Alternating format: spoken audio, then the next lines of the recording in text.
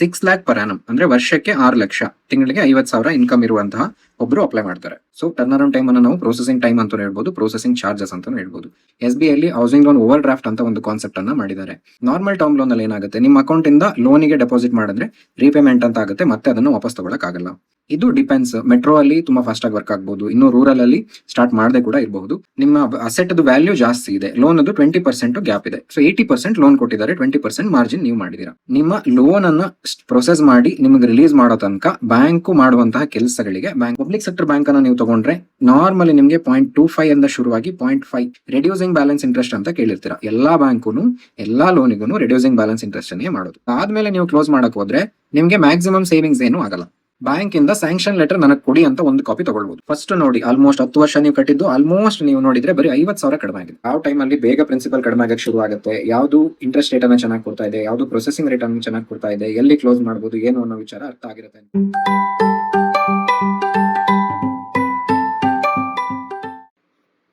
ನಮಸ್ಕಾರ. Housing loan video ಮಾಡಬೇಕಾದ್ರೆ ಅದರಲ್ಲಿ ಹೇಳಿದ್ದೆ, ನೆಕ್ಸ್ಟ್ ವಿಡಿಯೋದಲ್ಲಿ ಒಂದು ಡಿಫ್ರೆಂಟ್ ಬ್ಯಾಂಕ್ ಇಂಟ್ರೆಸ್ಟ್ ರೇಟ್ ಒಂದು ಕಂಪ್ಯಾರಿಸನ್ ಮಾಡೋಣ, ಮತ್ತೆ ಒಂದು EMI ಚಾರ್ಟ್ ಅನ್ನು ತಗೊಂಡು ಯಾವಾಗ ಕ್ಲೋಸ್ ಮಾಡಿದ್ರೆ ಬೆಟರ್, ಯಾವಾಗ EMI ಪೇಮೆಂಟ್ ಯಾವ ತರ ಇರುತ್ತೆ, ಯಾವಾಗ ಇಂಟ್ರೆಸ್ಟ್ ಕಡಿಮೆ ಆಗುತ್ತೆ, ಯಾವಾಗ ಪ್ರಿನ್ಸಿಪಲ್ ಕಡಿಮೆ ಆಗುತ್ತೆ ಅನ್ನೋದ್ರ ಬಗ್ಗೆ ಮಾತಾಡೋಣ ಅಂತ ಹೇಳಿದ್ದೆ. ಬನ್ನಿ ನೋಡೋಣ. ಇಂಟ್ರೆಸ್ಟ್ ರೇಟ್ ಮತ್ತೆ ಪ್ರೊಸೆಸಿಂಗ್ ಚಾರ್ಜಸ್ ಅನ್ನ ಕಂಪೇರ್ ಮಾಡೋದಕ್ಕೆ ಡಿಫ್ರೆಂಟ್ ಬ್ಯಾಂಕ್ ಇದು ಒಂದು ಎಕ್ಸಾಂಪಲ್ ತಗೊಳ್ಳೋಣ. ಒಂದು 25 lakh loan 20 ಇಯರ್ಸ್ಗೆ 6 lakh per annum ಅಂದ್ರೆ ವರ್ಷಕ್ಕೆ 6 ಲಕ್ಷ, ತಿಂಗಳಿಗೆ 50,000 ಇನ್ಕಮ್ ಇರುವಂತಹ ಒಬ್ರು ಅಪ್ಲೈ ಮಾಡ್ತಾರೆ. ಯಾವ ಬ್ಯಾಂಕ್ ಅಲ್ಲಿ ಎಷ್ಟು ಇಂಟ್ರೆಸ್ಟ್ ರೇಟ್ ಇದೆ ಪ್ರೆಸೆಂಟ್, ಏನೆಲ್ಲ ಸ್ಪೆಷಾಲಿಟಿ ಇದೆ ಅನ್ನೋದು ಒಂದೊಂದಾಗಿ ನೋಡೋಣ.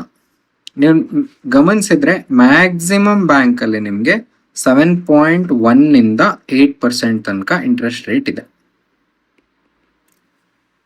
7.1 ಇಂದ 8% ತನಕ ಇಂಟ್ರೆಸ್ಟ್ ರೇಟ್ ಇದೆ. ಇದರಲ್ಲಿ ಕಡಿಮೆ ಅಂದ್ರೆ Bank of India 7.1, Indian Overseas Bank 7.1, ಮತ್ತೆ Union Bank 7.15, Canara Bank 7.2, PNB 7.2, Axis 7.2, HDFC 7.2, Bank of Baroda 7.2, Punjab and Sindh Bank 7.4, IDBI 7.55, SBI 7.25, Kotak Mahindra 7.6. ಕೆಲವು ಬ್ಯಾಂಕ್ಗಳು ಮಾತ್ರ RBL, IDFC, Indian Bank, Yes Bank, IndusInd Bank ಮತ್ತೆ ICICI ಬ್ಯಾಂಕ್, ಇವ್ರದ್ದು ಇಂಟ್ರೆಸ್ಟ್ ರೇಟು ನಿಮಗೆ 8 ಎಬೋ ಸಿಗುತ್ತೆ. 8.5, 8.55, 9%, 8.65% ಈ ತರ ಡಿಫ್ರೆಂಟ್ ಇದೆ. RBL ಹೈಯೆಸ್ಟ್ ಚಾರ್ಜ್ ಅನ್ನ ಮಾಡ್ತಾ ಇದೆ 9% ಅಟ್ ಪ್ರೆಸೆಂಟ್. ಕೆಲವು ಪ್ರಾಡಕ್ಟ್ಗೆ ಅದು ಚೇಂಜಸ್ ಗಳಾಗಬಹುದು, ಕೆಲವು ಪ್ರಾಡಕ್ಟ್ಗೆ ಇದೆ. ಸೊ ಮೆಜಾರಿಟಿಯಲ್ಲಿ ಇವತ್ತು ನಮಗೆ ಇಂಟರ್ನೆಟ್ ಅಲ್ಲಿ ಸಿಗ್ತಿರುವಂತ ಡೇಟಾ ಏನಿದೆ ಅದನ್ನ ನಾನು ನಿಮಗೆ ಪ್ರೆಸೆಂಟ್ ಮಾಡ್ತಾ ಇದ್ದೀನಿ. ವಿಡಿಯೋ ಪ್ಲೇ ಆಗುವಂತಹ ಡೇಟ್ ಅಲ್ಲಿ ಮೇ ಬಿ 0.5%, 0.05% ಡಿಫರೆನ್ಸ್ ಗಳು ಇರಬಹುದು. ಅಟ್ ಪ್ರೆಸೆಂಟ್ ಏನಿದೆ ಈ ತರ ಇದೆ.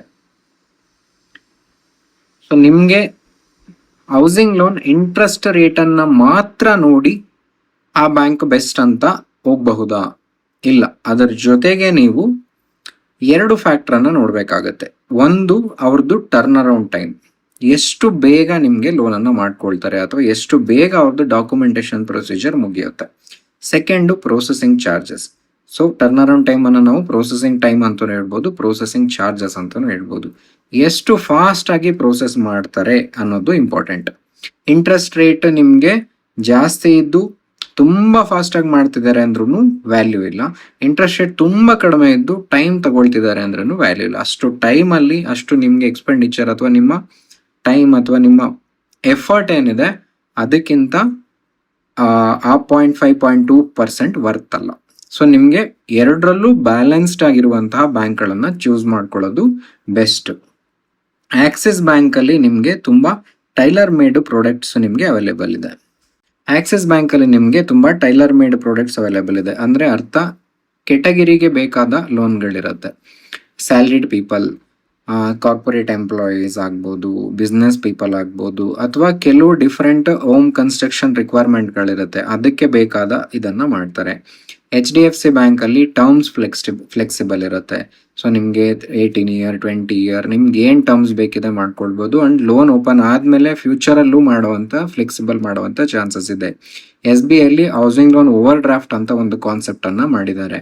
ಸೊ ಸರ್ಟೇನ್ ಅಮೌಂಟನ್ನು ನಿಮಗೆ ಲೋನ್ ಕನ್ಸ್ಟ್ರಕ್ಷನ್ಗೆ ಅಂತ ಕೊಟ್ಟಿರ್ತಾರೆ. ಅದಾದಮೇಲೆ ಸರ್ಟೇನ್ ಅಮೌಂಟನ್ನು ನಿಮಗೆ ಓವರ್ ಡ್ರಾಫ್ಟ್ ಅಂತ ಫಿಕ್ಸ್ ಮಾಡಿರ್ತಾರೆ. ಆ ಅಮೌಂಟ್ ಏನಿದೆ ಅದನ್ನು ನೀವು ನಿಮಗೆ ಯೂಸ್ ಇದ್ದಾಗ ಯೂಸ್ ಮಾಡ್ಕೊಳ್ಬಹುದು, ಯೂಸ್ ಇಲ್ಲ ಅಂದಾಗ ನೀವು ಅದಕ್ಕೆ ಡೆಪಾಸಿಟ್ ಮಾಡಿ ಇಡಬಹುದು. ಯಾವಾಗ ಯೂಸ್ ಮಾಡಿರ್ತೀರಾ ಇಂಟ್ರೆಸ್ಟ್ ಜನರೇಟ್ ಆಗ್ತಾ ಇರುತ್ತೆ, ಯಾವಾಗ ಅದರಲ್ಲಿ ಡೆಪಾಸಿಟ್ ಆಗಿರುತ್ತೆ ಆವಾಗ ಇಂಟ್ರೆಸ್ಟ್ ಜನರೇಟ್ ಆಗ್ತಾ ಇಲ್ಲ.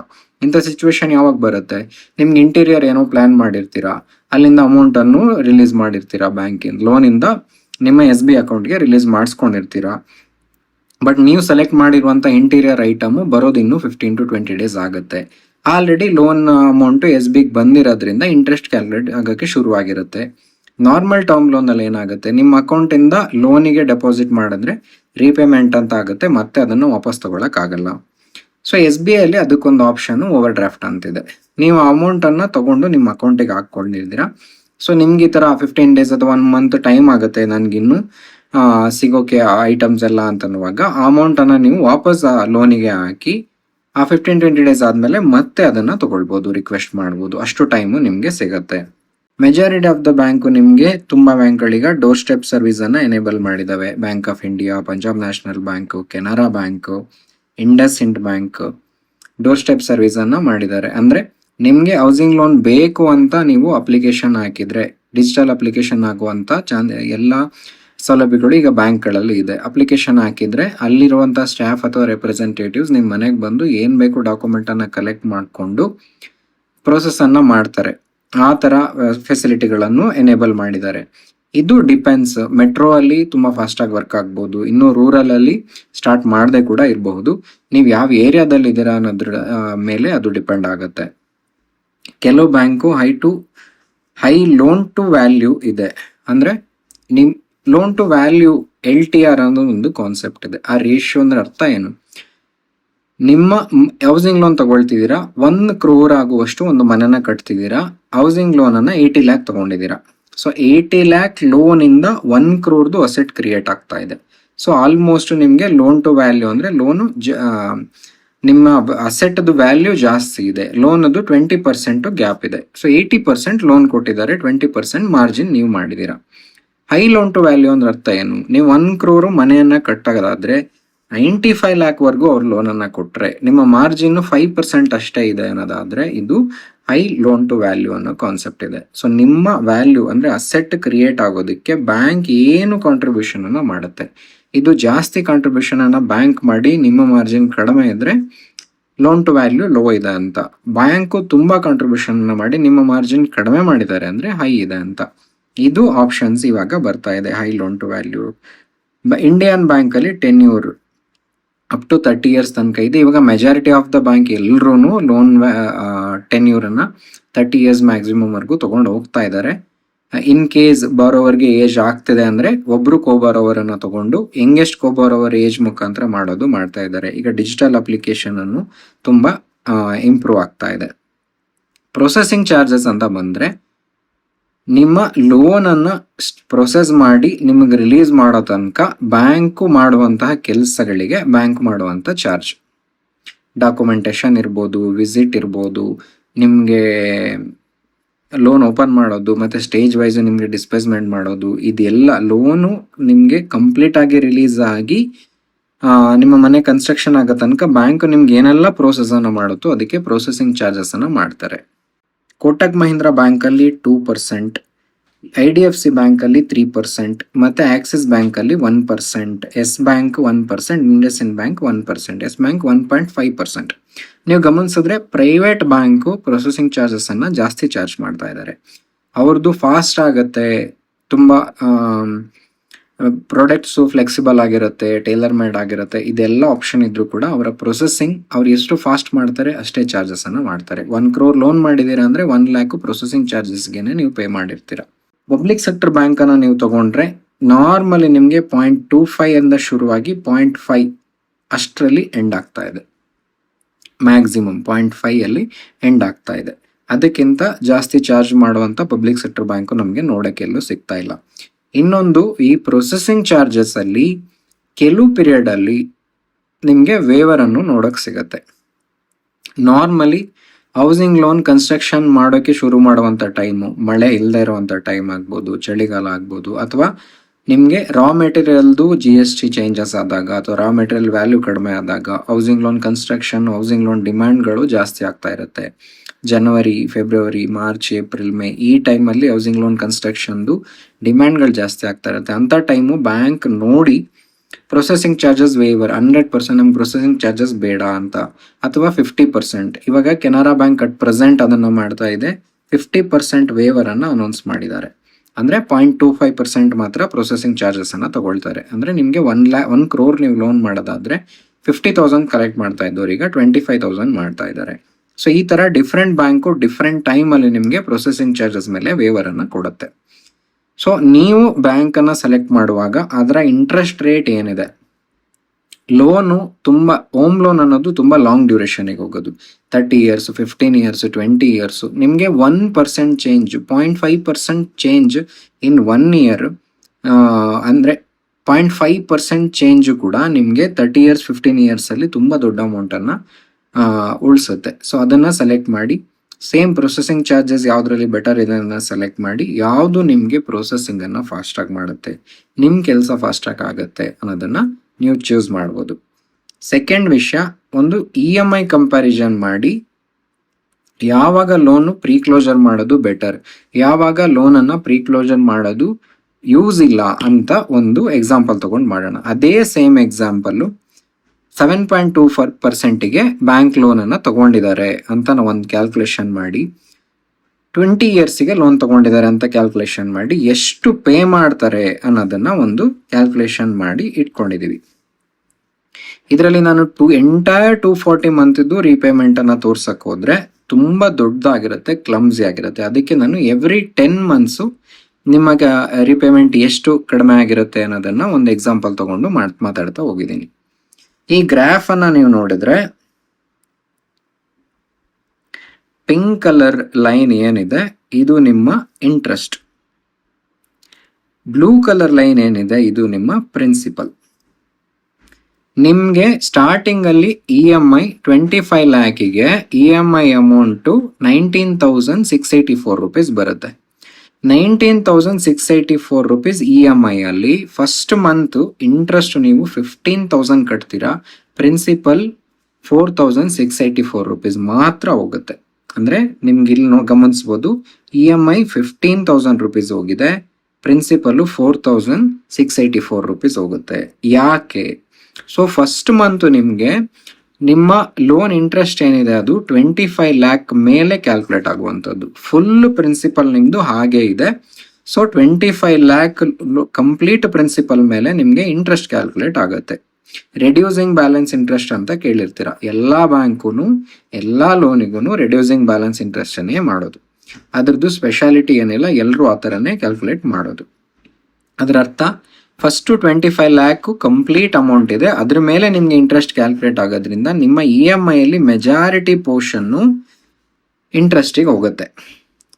ನಿಮ್ಮದು ಪ್ರಿನ್ಸಿಪಲಿಂದ 4,684 4,684 ರೂಪಾಯಿ ಕಡಿಮೆ ಆಗುತ್ತೆ. ಸೊ ಬ್ಯಾಲೆನ್ಸು ನಿಮಗೆ 24,95,316 ರೂಪಾಯಿ ಉಳ್ಕೊಡುತ್ತೆ. ನೆಕ್ಸ್ಟ್ ಮಂತ್ ಇಂಟ್ರೆಸ್ಟ್ ಕ್ಯಾಲ್ಕುಲೇಟ್ ಮಾಡುವಾಗ 25 ಲಕ್ಷಕ್ಕೆ ಕ್ಯಾಲ್ಕುಲೇಟ್ ಮಾಡಲ್ಲ, 24,95,316 ಈ ಅಮೌಂಟ್ ಏನಿದೆ ಈ ಅಮೌಂಟ್ ಮೇಲೆ ಇಂಟ್ರೆಸ್ಟ್ ಕ್ಯಾಲ್ಕುಲೇಟ್ ಆಗುತ್ತೆ. ಸೊ ಕ್ಯಾಲ್ಕುಲೇಟ್ ಆದಾಗ ನಿಮಗೆ ಮಂತ್ಲಿ ಇಂಟ್ರೆಸ್ಟು 14,741 ರೂಪಾಯಿ ಬರುತ್ತೆ. ಈ 250 ರೂಪಾಯಿ, ಆಲ್ಮೋಸ್ಟ್ 259 ರೂಪಾಯಿ ಡಿಫ್ರೆನ್ಸ್ ಇವೆರಡಕ್ಕೂ ಏನಿದೆ ಅದು ನಿಮಗೆ ಇಲ್ಲಿ 4,684 ರೂಪಾಯಿ ಏನು ಕಡಿಮೆ ಆಗಿದೆಯಲ್ಲ ಅದರಿಂದ ಕಡಿಮೆ ಆಗಿರುವಂಥ interest. So reducing balance interest ನಿಮಗೆ ಬ್ಯಾಲೆನ್ಸ್ ಯಾವ ಥರ ರೆಡ್ಯೂಸ್ ಆಗಿದೆ ಅದರ ಬೇಸಿಸ್ ಅಲ್ಲಿ ಇದು ಕ್ಯಾಲ್ಕುಲೇಟ್ ಮಾಡುತ್ತೆ. ನೆಕ್ಸ್ಟ್ ನೀವು 1 year ಅಂದರೆ ಆಲ್ಮೋಸ್ಟ್ 10 month ನೀವು ಕ್ಯಾಲ್ಕುಲೇಟ್ ಮಾಡಿದಾಗ ನೋಡಿ, ಆಲ್ಮೋಸ್ಟ್ 44,000 ರೂಪಾಯಿ ಅಷ್ಟು ಪ್ರಿನ್ಸಿಪಲ್ ನಿಮಗೆ ಕಡಿಮೆ ಆಗಿದೆ. ಆ 44,000 ರೂಪಾಯಿ ಕಡಿಮೆ ಆಗಿರೋದ್ರದ್ದು ಎಫೆಕ್ಟ್ ನಿಮ್ಗೆ ಇಲ್ಲಿ ನೀವು ನೋಡ್ಬೋದು ಆಲ್ಮೋಸ್ಟ್ 300 ರುಪೀಸ್ ಅಷ್ಟು ಇಂಟ್ರೆಸ್ಟ್ ಕಡಿಮೆ ಆಗಿದೆ. ಕೊನೆಗೆ ಹೋಗ್ತಾ ಹೋಗ್ತಾ ಹೋಗ್ತಾ ನೀವು ರೀಪೇಮೆಂಟ್ ಮಾಡ್ತಾ ಮಾಡ್ತಾ ಬರ್ತಾ ಕೊನೆ ಮಂತಿಗೆ ಬರುವಾಗ ನಿಮ್ದು ಅಸಲು 19,000 ಮಾತ್ರ ಇರುತ್ತೆ, ನಿಮ್ಗೆ ಬಡ್ಡಿ 19,000 ಮೇಲೆ ಮಾತ್ರ ಹಾಕ್ತಾರೆ. ಸೊ ಲಾಸ್ಟ್ ಮಂತ್ ಬಡ್ಡಿ ನೀವು ನೋಡಿದ್ರೆ 117 ರೂಪಾಯಿ ಮಾತ್ರ ಬಡ್ಡಿ. 117 ರೂಪಾಯಿ ಯಾಕೆ ಅಂದ್ರೆ ನಿಮ್ದು ಉಳ್ಕೊಂಡಿರೋ ಬ್ಯಾಲೆನ್ಸು 19,566, ಅಸಲು ಕಂಪ್ಲೀಟ್ 19,566 ಹೋಗುತ್ತೆ. ಸೊ ನಿಮ್ಗೆ ಲೋನ್ ಅಮೌಂಟ್ 0 ಆಗತ್ತೆ. ಇದ್ರ ಅರ್ಥ ನೀವು ಕರೆಕ್ಟಾಗಿ ಗಮನಿಸಿದ್ರೆ ಆಲ್ಮೋಸ್ಟ್ 10 ಇಯರ್ಸ್ ತನಕ 20 ಇಯರ್ ನೀವು ಲೋನ್ ತಗೊಂಡಿದ್ರೆ ಆಲ್ಮೋಸ್ಟ್ 120th ಮಂತ್ ಏನಿದೆ ಇಲ್ಲಿವರೆಗೂ ಈ ಪೋರ್ಷನ್ ವರ್ಗು ನೀವು ಇಂಟ್ರೆಸ್ಟ್ ಅನ್ನೇ ಜಾಸ್ತಿ ಪೇ ಮಾಡಿರ್ತೀರಾ. ಈ ಮಿಡ್ ಪಾಯಿಂಟ್ ಏನಿದೆ ಮಿಡ್ ಪಾಯಿಂಟ್ ವರ್ಗು ಆಲ್ಮೋಸ್ಟ್ 10 to 11 ಇಯರ್ಸ್ ಈ ಪೋರ್ಷನ್ ಏನಿದೆ ಇಲ್ಲಿವರೆಗೂ ನೀವು ಇಂಟ್ರೆಸ್ಟ್ ಅನ್ನ ಜಾಸ್ತಿ ಪೇ ಮಾಡಿರ್ತೀರಾ. ಈ ಪೀರಿಯಡ್ ಆದ್ಮೇಲೆ ನೀವು ಕ್ಲೋಸ್ ಮಾಡಕ್ ಹೋದ್ರೆ 10 ಇಯರ್ಸ್ ಆದ್ಮೇಲೆ ಕ್ಲೋಸ್ ಮಾಡಕ್ ಹೋದ್ರೆ ಬ್ಯಾಂಕಿಗೆ ನೀವು ಏನ್ ಬೇಕು ಆ ಇಂಟ್ರೆಸ್ಟ್ ಅನ್ನ ಆಲ್ರೆಡಿ ಪೇ ಮಾಡಿದೀರಾ. ನಿಮ್ಗೆ ಪ್ರಿನ್ಸಿಪಲ್ ಇನ್ಮೇಲೆ ಜಾಸ್ತಿ ಕಟ್ ಆಗುತ್ತೆ. ಇಂಟ್ರೆಸ್ಟ್ ಅಮೌಂಟು ತುಂಬಾ ಕಡಿಮೆ ಕಟ್ ಆಗಕ್ಕೆ ಶುರುವಾಗುವಂತ ಟೈಮು. ಸೊ ಈ ಟೈಮಲ್ಲಿ ಕ್ಲೋಸ್ ಮಾಡಕ್ ಹೋದ್ರೆ ಕಸ್ಟಮರಿಗೆ ಲಾಸ್ ಆಗುತ್ತೆ. ಸೊ ನೀವು ಆಲ್ರೆಡಿ 10 ವರ್ಷ ಇಂಟ್ರೆಸ್ಟ್ ಬ್ಯಾಂಕಿಗೆ ಕಟ್ಬಿಟ್ಟಿದ್ದೀರಾ, 10 ವರ್ಷ ಆದ್ಮೇಲೆ ಲೋನ್ ಕ್ಲೋಸ್ ಮಾಡಕ್ ಹೋಗ್ತೀರಾ. ಅಂದ್ರೆ ನಾನು ಇದು ಹೇಳ್ತಾ ಇರೋದು 20 ವರ್ಷಕ್ಕೆ ತಗೊಂಡಿರೋ ಲೋನ್. 10 ವರ್ಷಕ್ಕೆ ತಗೊಂಡಿರೋ ಲೋನ್ ಅಂದ್ರೆ ಆಲ್ಮೋಸ್ಟ್ 4.5 to 5 ವರ್ಷ ಈ ಪೀರಿಯಡ್ ಅಲ್ಲಿ ಏನಿದೆ ನೀವು ಬ್ಯಾಂಕಿಗೆ ಎಷ್ಟು ಬೇಕೋ ಅಷ್ಟು ಇಂಟ್ರೆಸ್ಟ್ ಅನ್ನ ಪೇ ಮಾಡಿರ್ತೀರಾ. ಆ ಟೈಮಲ್ಲಿ ಅದಾದ್ಮೇಲೆ ನೀವು ಕ್ಲೋಸ್ ಮಾಡಕ್ ಹೋದ್ರೆ ನಿಮ್ಗೆ ಮ್ಯಾಕ್ಸಿಮಮ್ ಸೇವಿಂಗ್ಸ್ ಏನು ಆಗಲ್ಲ. ಏನು ಈ ಮೈನರ್ ಪೋರ್ಷನ್ ಆಫ್ ಇಂಟ್ರೆಸ್ಟ್ ಏನಿದೆ ಇಷ್ಟನ್ನ ನೀವು ಉಳಿಸ್ತೀರಾ ಅಷ್ಟೇ. ಇನ್ನು ಪ್ರಿನ್ಸಿಪಲ್ ಅನ್ನ ನೀವು ಕಟ್ಟಲೇಬೇಕು. ಈ ಪೋರ್ಷನ್ ಪ್ರಿನ್ಸಿಪಲ್ ಏನಿದೆ ಇದು ಕಟ್ಟಲೇಬೇಕು. ಈ ಮೈನರ್ ಪೋರ್ಷನ್ ಇಂಟ್ರೆಸ್ಟ್ ಏನಿದೆ ಇದನ್ನ ಕಟ್ಟೋ ಅವಶ್ಯಕತೆ ಇಲ್ಲ, ಯಾಕಂದ್ರೆ ಈ ಪಾಯಿಂಟ್ ಅಲ್ಲೇ ನೀವು ಲೋನ್ ಕ್ಲೋಸ್ ಮಾಡಕ್ ಬಂದಿದ್ದೀರಾ. ಅದೇ ನೀವು ಇಲ್ಲಿ ಸ್ಟಾರ್ಟಿಂಗ್ ಅಲ್ಲಿ ಈ ಪೀರಿಯಡ್ ಒಳಗಡೆ ನೀವೇನಾದ್ರೂ ಯಾವ ಟೈಮ್ ಅಲ್ಲಾದ್ರೂ ಕ್ಲೋಸ್ ಮಾಡಕ್ ಹೋದ್ರೆ ಈ ಮೇಜರ್ ಪೋರ್ಷನ್ ಇಂಟ್ರೆಸ್ಟ್ ಏನಿದೆ ಮ್ಯಾಕ್ಸಿಮಮ್ ಇಂಟ್ರೆಸ್ಟ್ ಇದನ್ನ ಉಳಿಸ್ಬಹುದು. ಸೊ ನೀವು ಹೌಸಿಂಗ್ ಲೋನ್ ಅಪ್ಲೈ ಮಾಡಿದೀರಾ, 10 ವರ್ಷಕ್ಕೆ ಅಪ್ಲೈ ಮಾಡಿದೀರಾ ಅಂದ್ರೆ 4 ವರ್ಷದೊಳಗಡೆ ನಿಮ್ಗೆ ಕ್ಲೋಸ್ ಮಾಡೋ ಏನಾದ್ರು ಪ್ಲಾನ್ ಇದ್ರೆ ಕ್ಲೋಸ್ ಮಾಡಿ, ಏನು ತೊಂದರೆ ಇಲ್ಲ. ಪ್ರೊಸೆಸಿಂಗ್ ಚಾರ್ಜ್ ಮಾಡಿರ್ತೀರಾ, ಮಾರ್ಗೇಜ್ಗೆ ಏನಾದ್ರು ಚಾರ್ಜಸ್ ಮಾಡಿರ್ತೀರಾ, ಓಕೆ, ಈ ಇಂಟ್ರೆಸ್ಟ್ಗೆ ಕಂಪೇರ್ ಮಾಡಿದ್ರೆ ಅದು ಕಡಿಮೆನೆ ಬರುತ್ತೆ, ಏನು ತೊಂದರೆ ಇಲ್ಲ. ಇದಾದ್ಮೇಲೆ ನೀವು ಕ್ಲೋಸ್ ಮಾಡಬೇಕು ಅನ್ನೋದಾದ್ರೆ ನೀವು ಬ್ಯಾಂಕಿಗೆ ಸಾಧ್ಯವಾದಷ್ಟು ಇಂಟ್ರೆಸ್ಟ್ ಅನ್ನು ಕಟ್ಟಿ ಸೇಫ್ ಆಗಿ ಲೋನ್ ಅನ್ನು ಕ್ಲೋಸ್ ಮಾಡ್ತಿದ್ದೀರಾ. ಬ್ಯಾಂಕ್ ಅದಕ್ಕೆ ಏನು ತಲೆ ಕೆಡಿಸ್ಕೊಳ್ಳಲ್ಲ. ಇದರಿಂದನೇ ತುಂಬಾ ಬ್ಯಾಂಕ್ಗಳು ಫಸ್ಟ್ 36 ತಿಂಗಳೊಳಗಡೆ ಮಾಡಿದ್ರೆ ಪ್ರೀ ಕ್ಲೋಸರ್ ಚಾರ್ಜಸ್ ಇದೆ, 36 ತಿಂಗಳಾದ್ಮೇಲೆ ಮಾಡಿದ್ರೆ ಪ್ರೀ ಕ್ಲೋಸರ್ ಚಾರ್ಜಸ್ ಇಲ್ಲ ಅಂತ ಹೇಳ್ತಾರೆ. ಏನಕ್ಕಂದ್ರೆ ಅಷ್ಟು 36 ತಿಂಗಳು ಏನಿದೆ ಅಷ್ಟರೊಳಗಡೆ ನಿಮ್ದು ಮ್ಯಾಕ್ಸಿಮಮ್ ಇಂಟ್ರೆಸ್ಟ್ ಅಮೌಂಟ್ ಅನ್ನ ಬ್ಯಾಂಕ್ ತಗೊಳುತ್ತೆ. ಸೊ ಮ್ಯಾಕ್ಸಿಮಮ್ ಇಂಟ್ರೆಸ್ಟ್ ತಗೊಳ್ಳೋ ಟೈಮಲ್ಲೇ ನೀವು ಕ್ಲೋಸ್ ಮಾಡ್ತೀನಿ ಅಂತ ಹೋದಾಗ ಆ ಇಂಟ್ರೆಸ್ಟ್ ಅನ್ನ ಕಾಂಪನ್ಸೇಟ್ ಮಾಡಕ್ಕೋಸ್ಕರ ಪ್ರೀ ಕ್ಲೋಸರ್ ಚಾರ್ಜಸ್ ಅಂತ ಒಂದು ತರ್ತಾರೆ. ಆ ಪೀರಿಯಡ್ ಅನ್ನ ಕ್ರಾಸ್ ಮಾಡಿ ನೀವು ಈ ಕಡೆ ಮುಂದೆ ಹೋಗುವಾಗ ಬೇಕಾದಷ್ಟು ಇಂಟ್ರೆಸ್ಟ್ ನಮಗೆ ಬಂದಿದೆ, ಇನ್ ತೊಂದರೆ ಇಲ್ಲ, ನೀವು ಕ್ಲೋಸ್ ಮಾಡಿದ್ರು ನಮ್ಗೆ ವರ್ತ್ ಅನ್ನೋ ತರ ಆಗುತ್ತೆ. ಇದು ಬ್ಯಾಂಕ್ ಕಡೆಯಿಂದ ತಪ್ಪ, ಬ್ಯಾಂಕ್ ಈ ತರ ಯೋಚನೆ ಮಾಡತ್ತ ಅಂತ ಹೇಳಿದ್ರೆ ಹಂಗೆ ನಾವು ಹೇಳಕ್ಕಾಗಲ್ಲ. ಬ್ಯಾಂಕ್ ಬಿಸ್ನೆಸ್ ಅನ್ನ ಮಾಡುತ್ತೆ.